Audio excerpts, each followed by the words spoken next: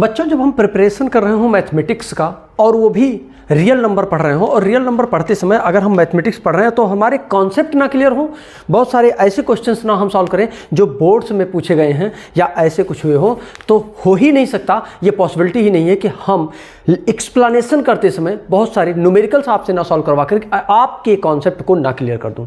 तो वैसे मैं राघवेंद्र पांडे जय करियर फाउंडेशन में आपका स्वागत है। ये आपका अपना चैनल, इसे आपको क्या करना है, सब्सक्राइब करना है, बेल आइकन हिट करना है और लेटेस्ट अपडेट के लिए क्या करना है, हमेशा अवेयर रहना है, नोटिफिकेशन चेक करते रहना है।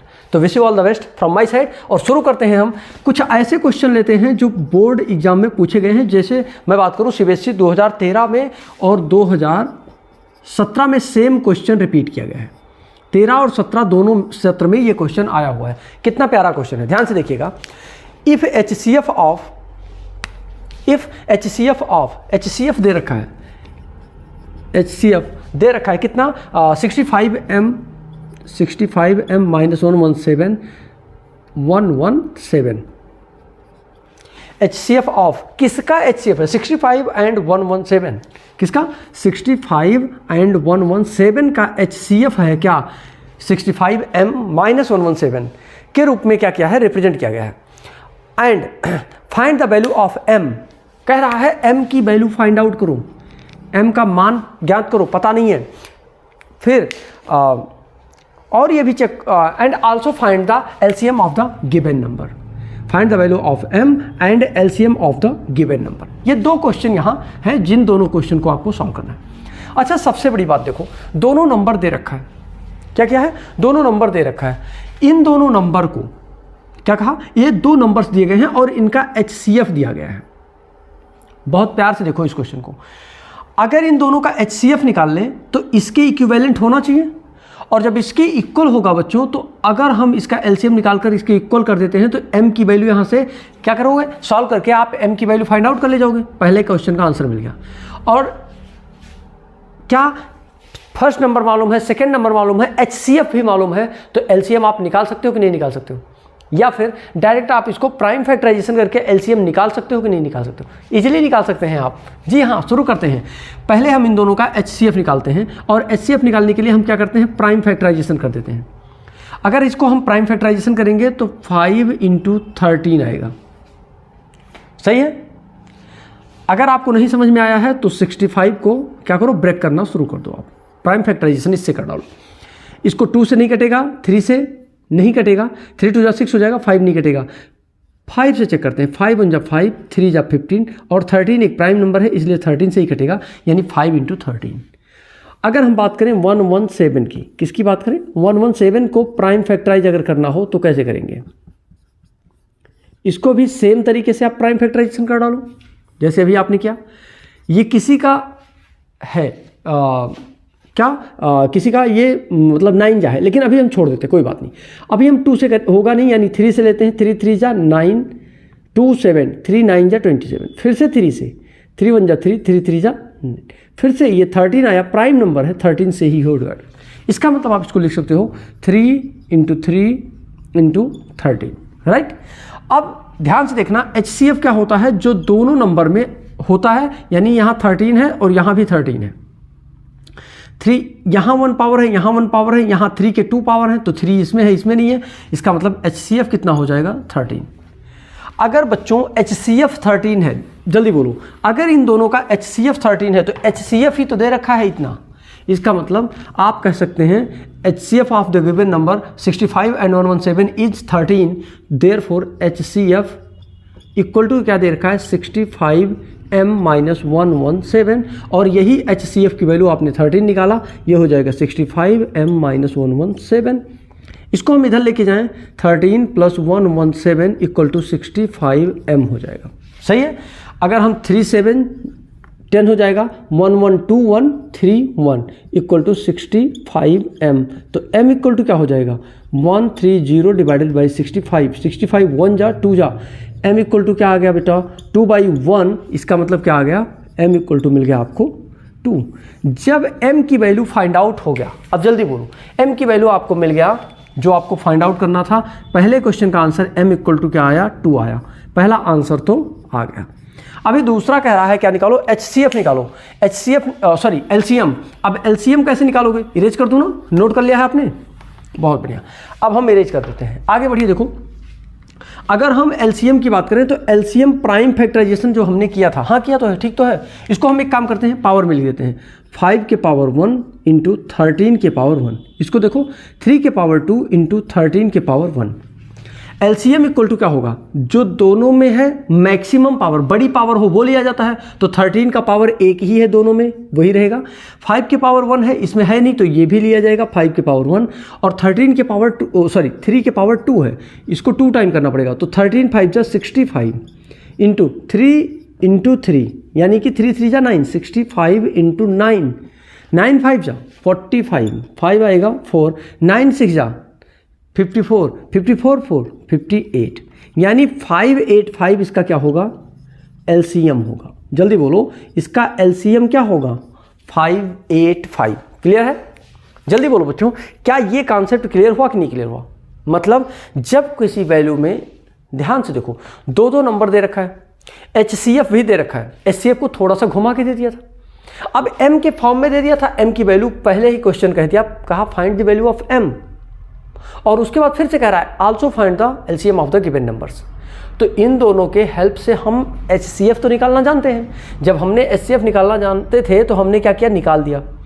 जब आपने HCF इसका निकाला, HCF निकालने के बाद इसको इसके इक्विवेलेंट, जब ये भी HCF है ये भी HCF, ये दोनों इक्वल होंगे, इक्वल रखा तो हमने देखा M इक्वल टू 2 आया था, यहाँ सॉल्व किया था अभी। अब नंबर दोनों दे रखा है, इसको प्राइम फैक्टराइजेशन आल्सो किया था, इसको हमने पावर के फॉर्म में लिख करके और यहाँ क्या किया, HCF के साथ साथ LCM भी फाइंड कर दिया। अगर आप चाहें तो इसको first number into second number equal to HCF into LCM कर दें, तब भी यही आएगा। मैं अच्छा चलो शॉर्ट में करके दिखा देता हूँ क्या होता है, ये भी आएगा 585 आया है आंसर, ठीक है ना। चलो देखो, first number into second number equal to HCF into LCM, और आपको LCM फाइंड आउट करना है, first number into second number divided by HCF लिख सकते हैं, इक्वल टू LCM हो जाएगा। तो LCM फाइंड करना है, फर्स्ट नंबर है 65, सेकेंड नंबर है 117 और HCF आया है आपका 13, राइट। ये देखो 13 1 जा 13 5 जा 5 इंटू 117, 5 7 जा 35, 3 आया, 5 1 जा 5 और 3 8, 5 1 जा 5। क्या आपको वही LCM फिर से मिला। इसका मतलब आप किसी भी टर्म से निकालो, किसी भी टाइप से निकालोगे, क्या होगा, LCM हमेशा सेम आएगा। HCF और LCM निकालने का जो तरीका है वो यही होता है, और इसको किसी भी तरीके से आप निकालोगे तो क्या आएगा, हमेशा ये वैल्यू सेम आएगी। क्लियरिटी आ रही है, क्लियरिटी आ रही है बच्चों, जल्दी बताओ क्लियरिटी आ रही है। तो अगर आपने अभी तक अपने फ्रेंड को नहीं शेयर किया है तो शेयर कर दो भाई, क्या कर दो, शेयर करो फटाक से, जिससे उसको भी इसका बेनिफिट मिलना चाहिए। सेशन शुरू हो गया है तो क्या करो, जल्दी शेयर करो, क्या करो, जल्दी शेयर कर दो। जी हाँ बहुत बढ़िया। चलो एक क्वेश्चन है, एक्सप्लेन दैट 3 इंटू 12 इंटू, अब ध्यान से देखना, CBSE बोर्ड 2016 का क्वेश्चन है। CBSE बोर्ड में 2016 में ये क्वेश्चन पूछा गया। जानते हो ये क्यों बताता हूं बार बार कि CBSE बोर्ड में, यूपी बोर्ड में, MP बोर्ड में, इस बोर्ड में, उस बोर्ड में, बिहार बोर्ड में, इसलिए बताता हूं क्योंकि क्वेश्चन ऐसे ही आते हैं, इतने ही सिंपल आते हैं जितने सिंपल क्वेश्चन पूछे गए हैं। अगर मालूम नहीं होता है तो बहुत भारी लगने लगता है, अगर हमारा कॉन्सेप्ट क्लियर हो तो सारी चीज़ें आसान हो जाती हैं। समझ में आ गया। चलो देखो 2016 का क्वेश्चन लेते हैं। इन्होंने कहा explain that this is this number given function is composite or not, ठीक है ना, composite or not, prime or not, ठीक है ना, ये आपको क्लियर करना है। चलो देखो फंक्शन दे रखा है 3 इंटू 12 इंटू 101 इंटू 101 प्लस 4। अब सोच के देखो, इसको पता करना है कि ये भाज्य है या अभाज्य, प्राइम है या कंपोजिट है, क्या है, प्राइम नंबर है या कंपोजिट, ये आपको बताना है। अच्छा प्राइम नंबर क्या होते हैं, प्राइम नंबर क्या होते हैं, अभाज्य संख्याएं क्या होती हैं, जल्दी बोलो, अभाज्य संख्याएं क्या होती हैं, जल्दी बोलिए। Prime number are those number which are divisible by 1 or itself. क्या अभाज्य संख्याएं वे संख्याएं होती हैं जो खुद से कटती हैं, किससे? खुद से या फिर एक से, या फिर एक से विभाजित होती हैं। कटने का मतलब क्या? विभाजित होती हैं, उसे हम क्या कहते हैं? प्राइम नंबर कहते हैं। वहीं अगर हम बात करें भाज्य संख्याओं की, कंपोजिट नंबर की, अगर हम बात करें कंपोजिट की, तो जानते हैं कंपोजिट किसे कहते हैं? जिसके 2 आर मोर देन 2 क्या होते हैं?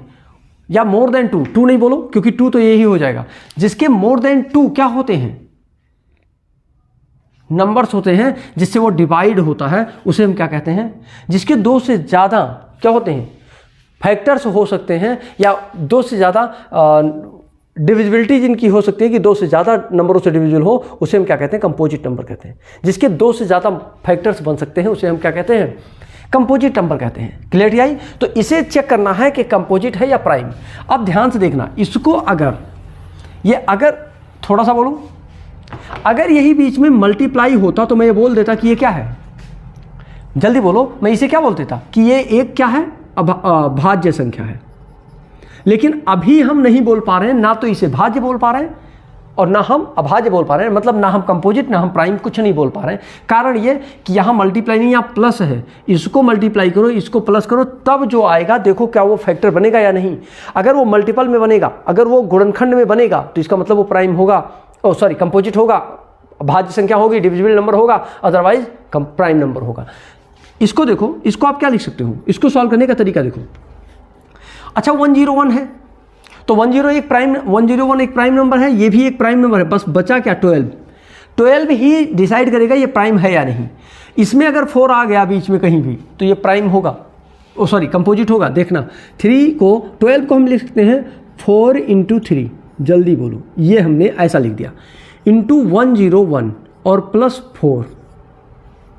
इसमें से देखो यहाँ भी 4 है, यहाँ भी 4, कॉमन ले लो आप, और ये हो जाएगा 3 × 3 × 101 प्लस 4 नहीं, 4 जब कॉमन लोगे तो यहाँ बन जाएगा 1, क्या बचेगा? 1। और इसको आप मल्टीप्लाई कर डालो, 3 × 3 यानी 9 × 101 और प्लस 1 और इंटू 4। 9 इसको मल्टीप्लाई करोगे, 9 × 1 = 9, 0 9 × 1 = 9 प्लस 1 और इंटू है 4। ये हो जाएगा, आगे लिख दें, ये हो जाएगा 910 × 4। ध्यान से देखना, जब ये इसके 4 क्या, अभी मैंने कहा प्राइम नंबर वे नंबर होते हैं जो 1 से कटते हैं या खुद से कटते हैं, और इसमें 4 से पहले से मल्टीप्लिकेशन है, इसका मतलब ये एक भाज्य संख्या है, यानी कंपोजिट नंबर है। कैसा नंबर है ये एक कंपोजिट नंबर है। इसके क्यों है? क्योंकि इसके because of it's more than 2 factors, because of इसके 2 से अधिक, 2 से इसके 2 से अधिक गुणनखंड हैं, और जब इसके 2 से ज़्यादा गुणनखंड है, इसका मतलब ये क्या होगा? जल्दी बोलो, ये एक कंपोजिट नंबर यानी कि भाज्य संख्या होगी। क्या होगी? ये एक भाज्य संख्या होगी। क्लियरिटी आई? इतना प्यारा क्वेश्चन क्या हुआ, सीबीएसई बोर्ड में पूछा गया है। सोच के बताओ, अब आपको बताना है, डिसाइड करो, जल्दी बोलो। क्या बोर्ड पेपर में क्वेश्चन टफ आते हैं? अब बोलो जल्दी, क्या बोर्ड पेपर में क्वेश्चन टफ आते हैं? कभी नहीं। कॉन्सेप्ट क्लियर करूं? देखो, एक्चुअल में जो पेपर बनता है वो 1.5 घंटे से 2 घंटे के अंदर आप उसको सॉल्व कर सकते हैं इजीली, अगर आपको आता है। और अगर आपको नहीं आता है तो आपको 5 घंटे में मिलेगा तो कभी नहीं सॉल्व होगा। क्या बोला? कि अगर आपको 3.25 घंटे की बजाय 5 घंटे मिलेगा तब भी नहीं सॉल्व कर पाओगे। कारण ये है कि आपको नहीं आता मतलब नहीं आता, और अगर आपको आता है तो 1.5 से 2 घंटे में पेपर सॉल्व करके आप बैठ सकते हैं और उसको रिवाइज कर सकते हैं, चेक कर सकते हैं। इतना टाइम दिया जाता है कि आप उसे चेक कर पाएँ कि कहीं कोई गलती तो नहीं हो रही, कोई क्वेश्चन छूट तो नहीं रहा है, कोई क्वेश्चन गलत तो नहीं कर दिया, दोबारा चेक करके आप उसको देख सकते हैं। इतना टाइम आपको मिलता है। क्लियरिटी आ रही है? ठीक है, थैंक यू सो मच। चलो एक और क्वेश्चन लगाना चाहेंगे, हम लगाएंगे नहीं। सीबीएसई बोर्ड 2016 में, सीबीएसई बोर्ड 2016 का एक क्वेश्चन ले लिया सेपरेट। कह रहा है find the LCM of the 2520 and find the LCM of 2520 10530 10530। Find the LCM of this number by the prime factorization method. कैसे? By the prime factorization method. अब जल्दी बोलो, प्राइम फैक्टराइजेशन मेथड से आपको इसका क्या निकालना है? एलसीएम फाइंड करना है। अब एलसीएम फाइंड करना है, इसका मतलब एलसीएम निकालना आपको आना चाहिए। अभी मैंने प्राइम फैक्टराइजेशन करके दिखाया है। जल्दी बोलो, इसका प्राइम फैक्टराइजेशन करना अभी मैंने सिखाया। जल्दी बोलो, क्या आपसे लगेगा ये क्वेश्चन? और मैं चाहूंगा कि क्वेश्चन आप लगाएं। इस क्वेश्चन को लगा करके आपको कमेंट करना है। आंसर क्या करना है? कमेंट करना है। जल्दी बोलो, इसका आंसर क्या करना है? कमेंट बॉक्स में कमेंट करना। क्या आप करेंगे? जल्दी बोलो, क्या आप करेंगे? कमेंट बॉक्स में कमेंट करेंगे? जी हाँ। Wish you all the best from my side. मिलते हैं आपसे नेक्स्ट लेक्चर में, तब तक के लिए ऑल द वेरी बेस्ट बच्चों।